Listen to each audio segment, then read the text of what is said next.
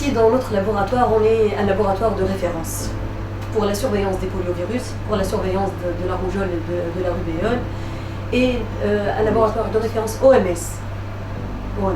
Donc on surveille les poliovirus, le virus de la rougeole, de la rubéole dans la partie MRO.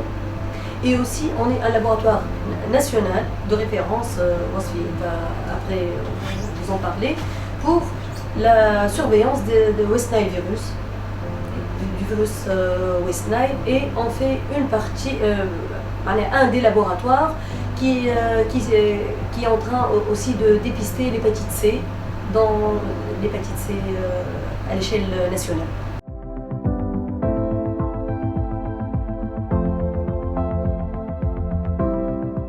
Déjà l'année dernière, il y avait deux épidémies. Épidémie West Nile, il a été le responsable avec notre chef de service, et après une épidémie de rougeole. Donc on est toujours, tout le temps, on court derrière ces épidémies et ces virus émergents et qui n'arrêtent pas de muter, de changer.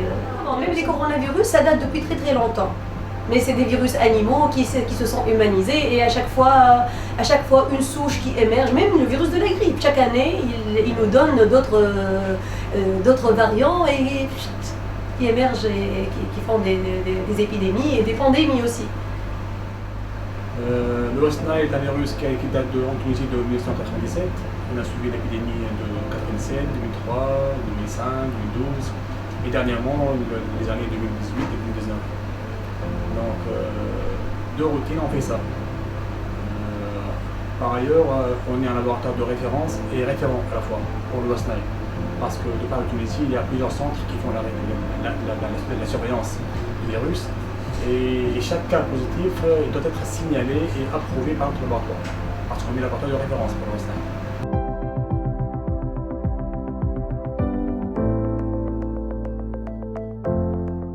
Pour le Covid, juste pour l'information, on était le premier laboratoire en Tunisie qui a fait la mise au point de la technique. Et ça c'était par chance, parce qu'au moment de l'épidémie, j'étais en formation à Dakar. Et là, il y a eu l'émergence du Covid. Il y a eu nos collègues de Pasteur Paris qui nous ont donné les réactifs nécessaires, ils l'ont envoyé. Il y a aussi ma collègue Anissa, qui par la suite a été en formation urgente à Dakar aussi pour le Covid.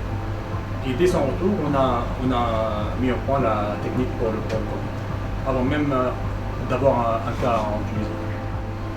Depuis le premier jour où notre institution a été impliquée dans le diagnostic Covid, et vu ce que je vous ai parlé, les épidémies de l'année dernière, et vu la biosécurité et tout, on s'est senti tout de suite impliqué. On n'a même pas pensé avoir peur. Vous étiez prêts? Ouais. Directement, on travaillait jour et nuit. On vient le matin vers 8h, 8h30 et on rentre à 2h du matin. Les premiers jours, je parle des 10 premiers jours. Après, les choses se sont un peu améliorées. On a ajouté, nous, comme équipe, c'est un grand nombre de personnes qui travaillent, pré-analytique, l'analytique et le post-analytique. Depuis la réception des échantillons jusqu'à le rendu des résultats. Mais nous, Wasfi et moi j'ai une fille qui est asthmatique de 4 ans, mes parents sont âgés, ils sont avec moi, mais quand même, lui aussi il a des contraintes familiales, mais je vous jure, depuis le premier jour, on était là, sans même penser avoir peur.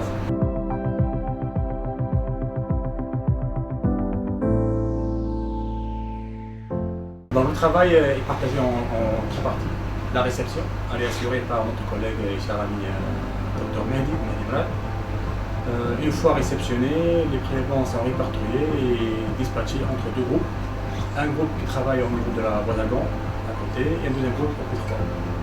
Donc le travail se fait en 3 étapes. Une étape, on commence par faire une étape d'inactivation du virus, inactivé pour pour être travail sûr, sans risque d'infection. Par la suite, on fait extraire le génome viral, l'ARN, et par la suite la PCR. Et là, une fois terminé, là on peut savoir est-ce que c'est positif ou négatif.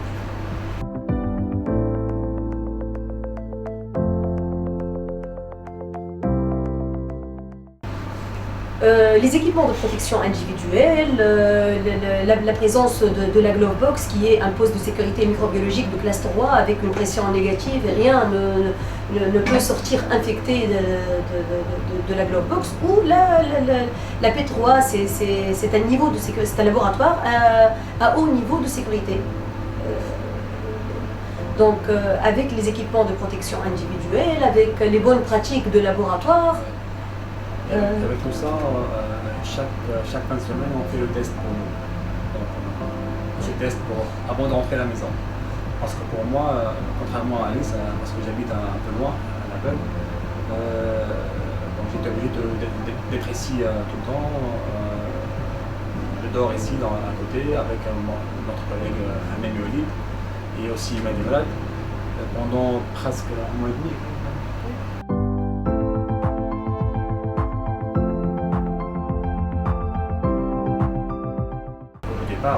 C'était limité à 200, 100 et quelques, 300, parce que c'était monopole, c'était que le Charnicole.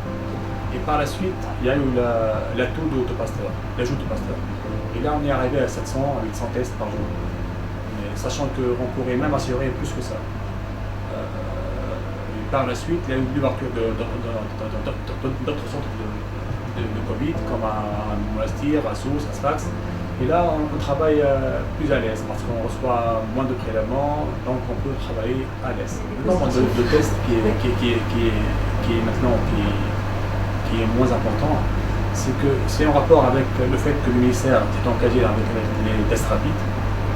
Et autre chose, c'est que même le nombre de cas cliniques il est moins important parce que le corona, Inch'Allah, semble quitter notre territoire. On a la conscience tranquille, sincèrement. On a la conscience tranquille. Et tous les résultats qui sont communiqués par le ministère de la Santé sont des résultats vrais et transparents. C'est ça.